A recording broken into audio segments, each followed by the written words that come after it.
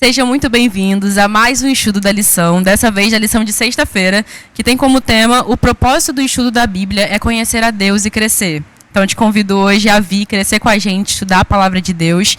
E hoje a gente tem uma convidada super especial, que é a Daniele Miranda, do Departamento de Evangelismo aqui da igreja, também é pedagoga. Seja muito bem-vinda, Daniele. Obrigada, Sara. Eu que agradeço essa oportunidade de estar aqui com vocês, para mais uma vez a gente compartilhar mais do conhecimento da Palavra de Deus, que você se sinta agraciado por essa oportunidade também aí onde você estiver, independente do horário que você estiver assistindo, que tudo que nós vamos falar aqui e conversar possa calar fundo ao seu coração.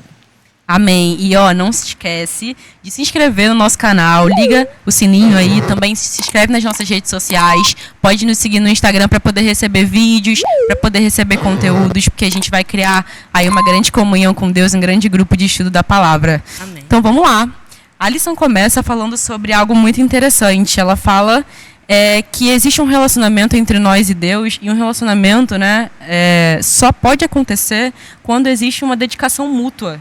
E aí isso é uma coisa muito interessante, porque às vezes a gente fica esperando tanto Deus chegar na gente, Deus fazer pela gente, e às vezes a gente fala assim, Deus se afastou da gente, mas na verdade esse relacionamento só acontece se também tiver a nossa participação, né?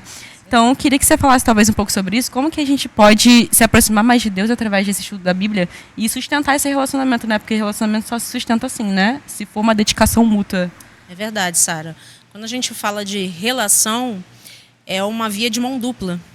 Não tem como a gente entregar tudo ou demais para alguém e não receber isso de volta.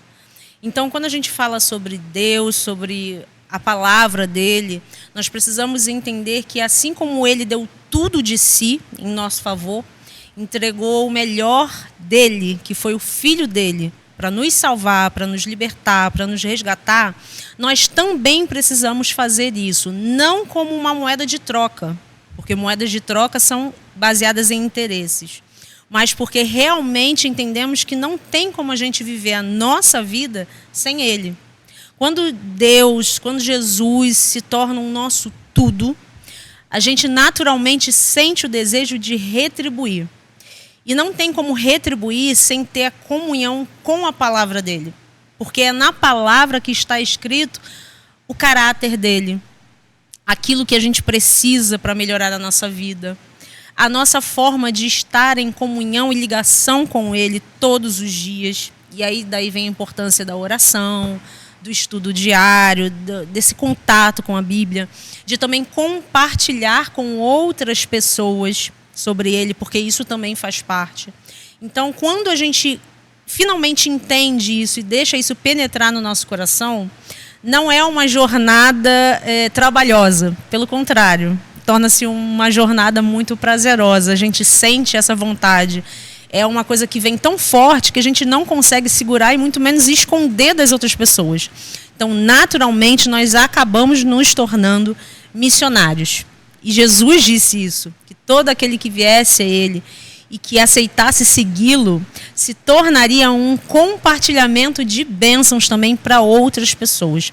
Então, eu acho que o principal, o primordial, é isso. É esse sentimento tomar conta do nosso ser, primeiro. E aí, depois que isso faz parte da nossa vida e a gente entende que não dá para seguir uma trajetória sem ele de vida, é natural a gente levar isso para as outras pessoas. Pois é, eu acho que o nosso Deus ele é um Deus muito educado, né? Com certeza. Porque lá em Apocalipse, a lição fala sobre esse verso. Apocalipse, capítulo 3, verso 20, diz assim: Eis que eu estou à porta e bato. Se alguém ouvir a minha voz e abrir a porta, eu entrarei na sua casa e cearei com ele e ele comigo. Ou seja, Deus não vai sair invadindo, né? Ele não vai te obrigar, como você falou. É algo que tem que ser prazeroso. Sim. Então, Deus está lá batendo, ele está à disposição de você, ele está querendo chegar em você, ele está querendo entrar, está querendo te abençoar, mas tudo depende de você abrir essa portinha aí da casa, né? Eu acho que Deus ele sempre vai respeitar as nossas escolhas, independente de tudo, ele nos dá o livre-arbítrio, que é uma bênção. E a gente também não pode achar que ele vai sair invadindo, que ele vai fazer tudo por ele mesmo se a gente não dá esse tipo de abertura, né? Eu acho que nem no relacionamento é assim, né? Se a gente não dá abertura para a pessoa, às vezes você tá ali paquerando, né? A pessoa tá tentando e tal, mas você não quer chegar perto, não tá querendo conversar e tal. Simplesmente aquele relacionamento não vai acontecer, né? Então com Deus eu acho que é da mesma forma, assim, né? É muito bonita essa questão do livre-arbítrio, porque o livre-arbítrio, ele é um traço da nossa personalidade.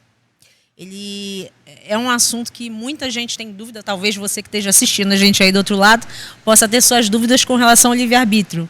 Mas o bom de estudar a palavra de Deus é justamente isso, porque ela vai trazer um entendimento de perceber que quando Deus deu o livre-arbítrio para todas as criaturas, todos os seres que ele criou, tudo no universo possui uma espécie de autonomia, mas é uma autonomia controlada para que haja um equilíbrio de todas as coisas, ou seja, todas as coisas estão abaixo do controle de Deus, mas ele colocar esse traço de personalidade em tudo que ele fez mostra que, de fato, ele é um Deus de amor. Ele é um Deus preocupado com o sentido de não ter seres que o obedeçam cegamente, mas seres que o obedeçam e o amem porque escolhem fazer isso. Então, essa questão de Deus dar esse benefício para a gente aprender a amá-lo, admirá-lo, está implícito em todos os relacionamentos que a gente vive, em tudo que a gente passa. Não tem como servi-lo sem entender plenamente quem ele é.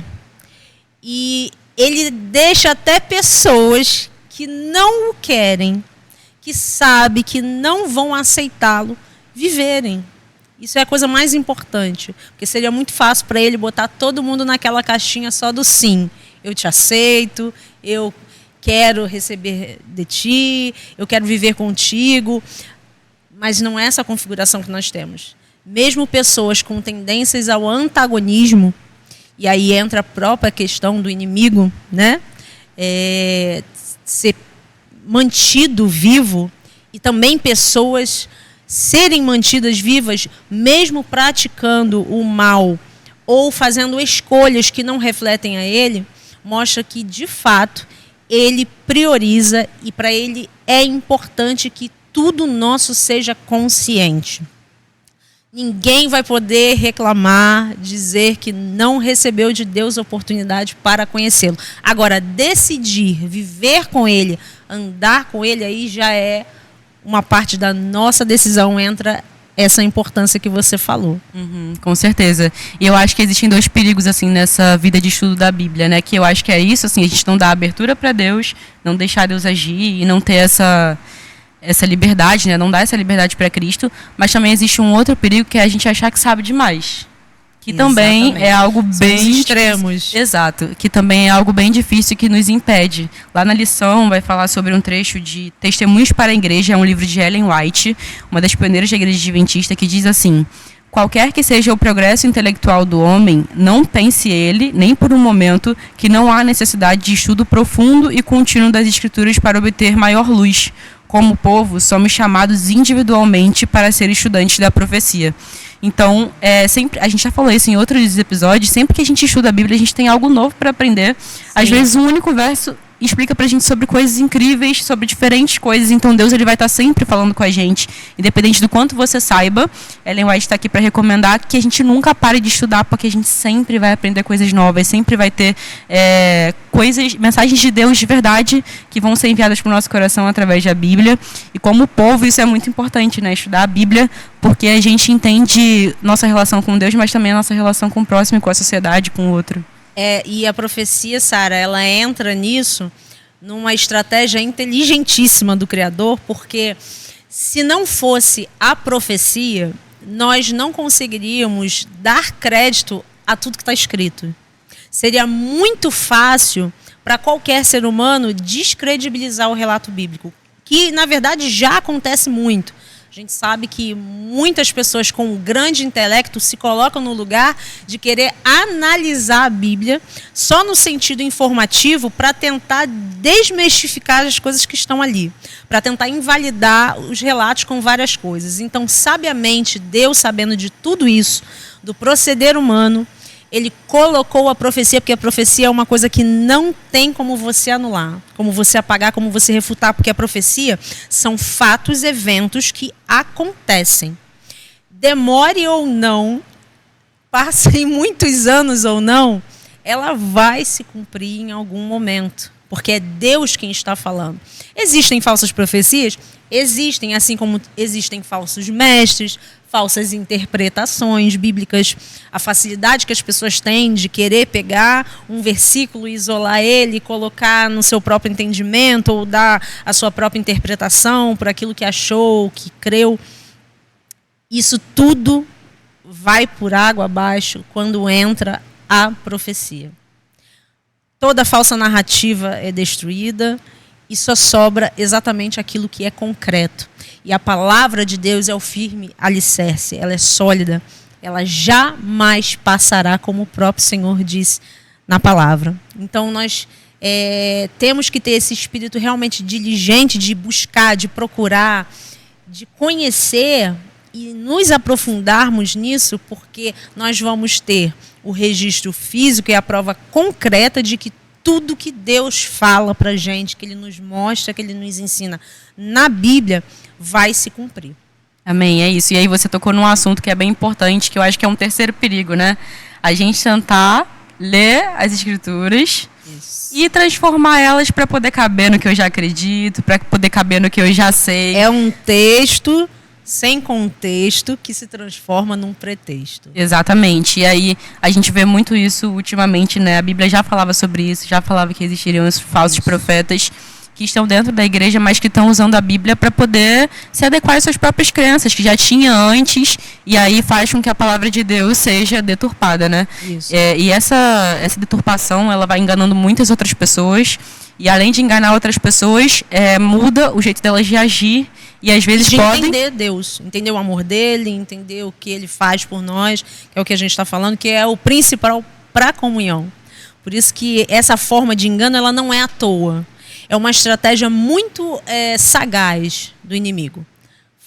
Pegar esse ponto de usar coisas que são verdadeiras, mas transformá-las em pequenas mentiras. Porque uma mentira contada muitas vezes, repetidas vezes, ela se torna uma verdade, dependendo do olhar de quem vê.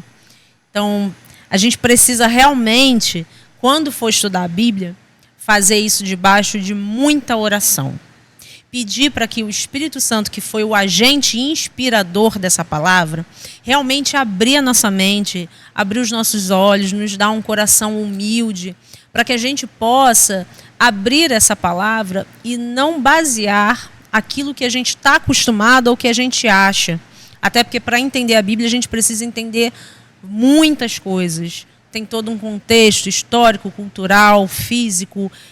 Você tem que saber o que é, para qual tempo, o que se aplica a nós, o que não se aplica, o que é lição pessoal da vida de alguém, o que foi dito por Deus para alguém.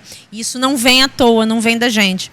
Então a gente precisa que o Espírito Santo dê a iluminação para que ele interprete cada uma das passagens que forem postas na nossa frente. Aí a gente evita esse tipo de situação dos excessos, ou ter de menos ou ter de mais. E um dos frutos do Espírito é o equilíbrio, que é a temperança. Então a gente precisa da ajuda de Deus, porque a gente sozinho não tem isso, a gente não consegue. E só com Ele que a gente vai alcançar essa bênção. Amém. Então, te convido hoje a convidar o Espírito Santo para poder estar contigo nessa jornada de estudar a Bíblia, de ler, justamente para poder não ter esses perigos que a gente citou aqui, para que a gente realmente possa conhecer um Deus que quer estar perto, que quer ter relacionamento contigo.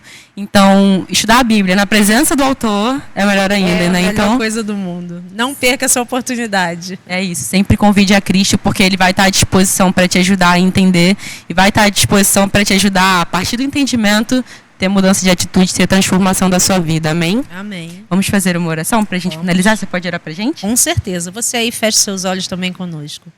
Senhor nosso Deus, muito obrigada, porque o Senhor é o autor dessa palavra que foi dada a nós para iluminar o nosso caminho. Um caminho que muitas vezes tem espinhos, tem dores, dificuldades, mas o Senhor prometeu que trilharia essa caminhada conosco. E uma das formas que o Senhor nos deu de sabermos que estás perto é a tua palavra. Então, que ela possa ser parte da nossa vida, dos nossos dias, que o nosso pensamento possa estar ligado a ela, que nós possamos continuar aprendendo cada dia através das oportunidades, as oportunidades dadas, mais e mais de Ti, Senhor. Por favor, que o Senhor visite o coração nosso aqui e o de cada pessoa que está nos ouvindo nesse momento, independente de onde esteja, que o Teu amor possa calar fundo ao coração e às necessidades. Ouça os clamores, Senhor Deus, das pessoas que têm procurado buscar entendimento da parte de Ti. Que o Senhor possa continuar mantendo a nossa fé viva, aguardando brevemente o Teu retorno. Perdoe as nossas faltas, nossos pecados. É o que Te pedimos e Te agradecemos. Em nome de Jesus. Amém. Amém. Te convido mais uma vez a se inscrever no nosso canal. Fica de olho aí nas próximas lições. Esteja com a gente. Às vezes é difícil parar para ler, mas pelo menos você vai ouvindo, tá? Tá estudando